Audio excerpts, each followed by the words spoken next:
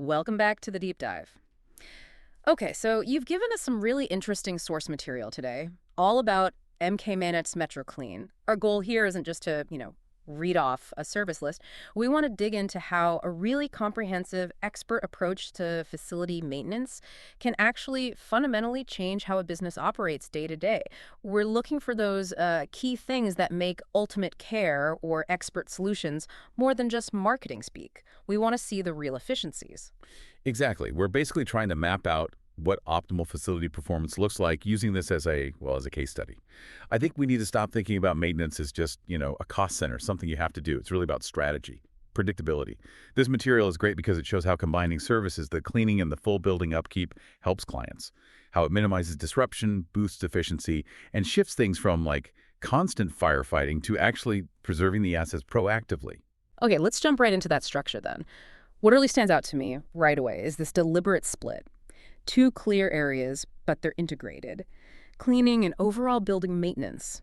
It feels like it's not just one or the other, but doing both together under one roof, so to speak. That suggests maybe vendor consolidation is a big part of the strategy from the get-go. Oh, absolutely. It's a huge plus for any facility manager. Yeah. Let's look at the cleaning side first, the part people usually notice most. They talk about customized janitorial solutions. Okay. And that's not just taking out the trash. It's tailoring the work to how the specific facility is actually used. Makes sense. But what's really strategic, I think, is the expert floor care. Polishing, making floors last longer, improving the look. That turns basic maintenance into something that actually enhances the company's image.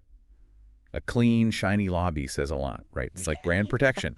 Yeah, that makes total sense. So the cleaning sets the stage, the image, but then the building itself, the skeleton, has to reliably support that image. No point having a shiny floor if the AC keeps breaking down. But before we get to the heavy maintenance stuff, we should probably touch on the green cleaning programs mentioned. That feels pretty important now. Oh, it's definitely more than just a nice to have these days. Highlighting eco-friendly products, green methods that directly impacts a client's own ESG goals, environmental, social, governance. So if you, the client, have sustainability targets you need to hit, well, using a green cleaning service isn't just about having a healthier office space. It's potentially about provable compliance with your corporate mission. It links maintenance right into high-level business strategy and reporting. Pretty smart. Okay, right. Good point. So let's shift to that second pillar, comprehensive maintenance. This feels like where the budget predictability really comes in. We're talking routine upkeep, preventative repairs, all designed to cut down on downtime. But how deep does this comprehensive label really go? What are we actually talking about? Well, if you look at the bigger picture they paint, the scope seems pretty wide. It's almost like total lifecycle management for the building. The sources list specific extras, things like HVAC maintenance, landscaping, building management solutions, facility safety inspections in Massachusetts, and importantly, renovations too. So yeah, this isn't just fixing a leaky tap. It's about managing the whole physical asset. They're positioning themselves less like a simple contractor and more like an outsourced facilities department, really. That brings up an interesting angle on cost, doesn't it? Like routine HVAC checks, that's an operational expense, right? OpEx. Predictable. But waiting for the whole system to die in the middle of summer and needing an emergency replacement, that's a massive, unpredictable capital expense, CapEx. So the value proposition seems to be about shifting those costs away from sudden crises towards steady, budgeted operational spending. That's exactly right. That shift is the strategic win. And we shouldn't overlook that they also include efficient waste management, honestly. Managing waste for a big commercial site, it can be a real headache, and it's often where cleanliness standards fall down. So rolling that into the main maintenance contract means cleaner facilities, less hassle, and just one point of contact, one accountable party. The end goal is always maximizing that uptime through planned, scheduled care. Predictive, not reactive. Okay, that flows perfectly into the next big question, logistics. How do they deliver? It's one thing to have a great list of services, but delivering them smoothly, maybe even nationwide like they suggest, while keeping quality high everywhere, that sounds like a huge challenge. What do the sources say about their operational model? Is it robust enough for that kind of scale? Well, seamless operations at scale really come down to two things: infrastructure and standardization. You need both.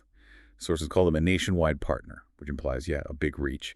But they also specifically highlight their deep roots in the Boston area, mentioning office cleaning Boston, facility maintenance Linfield. That makes me think it's probably a kind of hub and spoke system, strong local centers supporting the national network. And here's where it gets really concrete, and I think it proves the infrastructure point you just made. They mentioned 247 emergency response, which, okay, is pretty standard for critical facilities, but then they give a specific service channel ID, 20141853. Now that feels like solid operational proof. That's not just marketing fluff. It absolutely is. For any facility manager listening, that ID number isn't just a random string of digits, it's validation. It means that they're likely integrated into major enterprise vendor management platforms. It means everything is tracked, accountable, measurable. Think about it. Disaster strikes. The difference between calling some local guy versus logging a job against that service channel ID, it could be hours versus minutes in response time, plus full documentation. Yeah, imagine you're that manager getting the panicked call at 3 a.m., pipe burst, flooding the server room, having a simple service ID that triggers a known, standardized response versus frantically Googling emergency plumber near me. I mean, that's the difference between a manageable incident and a potentially catastrophic business shutdown. That kind of technical integration underpins the whole 24/7 promise. It makes it real. And that brings us nicely to customization.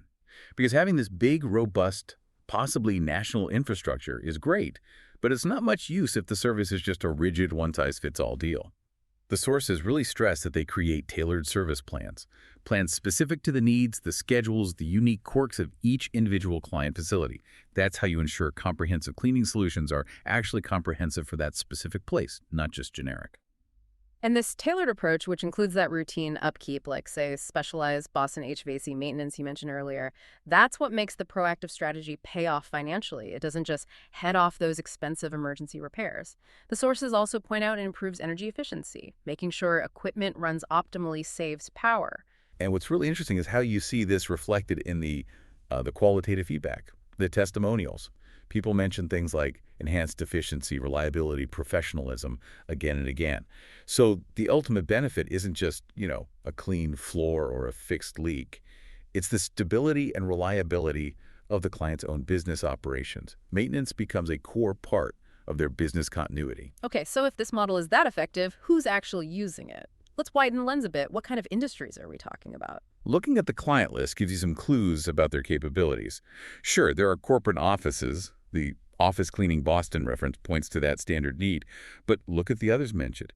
Healthcare facilities and educational institutions. Now, that's a significant strategic detail. Serving healthcare means you have to deal with incredibly strict cleaning regulations, infectious disease control, rigorous documentation for compliance.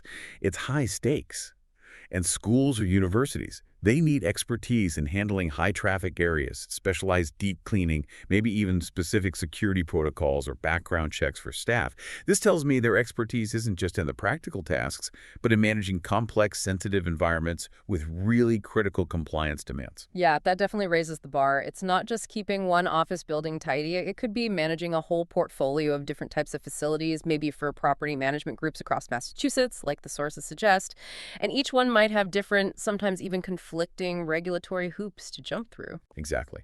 And that adaptability is crucial. Whether they're handling emergency repairs out in Linfield, MA, or rolling out cleaning plans across completely different types of sites, the core promise seems consistent.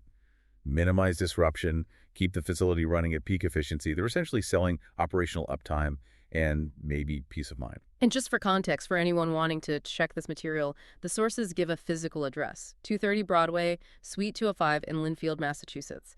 And they make getting a, quote, straightforward phone, email, website form. Standard channels, easy access. So we've covered quite a bit, haven't we, from the specific services all the way through to the operational backbone. I think the main strategic point, the big takeaway from this model we've looked at, is how expert facility management can really shift maintenance. Move it away from being this reactive, unpredictable cost drain and turn it into a managed strategic approach to preserving assets. Right. That seems like a good place to wrap up our deep dive based on these sources. We've hit on the need for customized planning, that strategic value of combining high-level cleaning with comprehensive maintenance, probably for vendor consolidation benefits, and definitely the critical role of 24/7 readiness, especially when it's backed by verifiable infrastructure, like that service channel ID we discussed. So for you listening, what does all this really mean? I think the message is about moving beyond just upkeep. The goal should be optimized preservation. Investing in a truly comprehensive model isn't just about protecting the building itself. It's about ensuring your core business operations stay reliable, predictable, less surprises. And here's a final thought to leave you with. We know preventative maintenance saves money on big repairs. That's clear. But the sources explicitly linked proactive care to energy efficiency. Now, think about ESG goals again, those corporate sustainability targets. Consider this. If you ignore seemingly minor routine HVAC upkeep, are you actually paying twice? Once through higher energy bills and eventually bigger repair costs.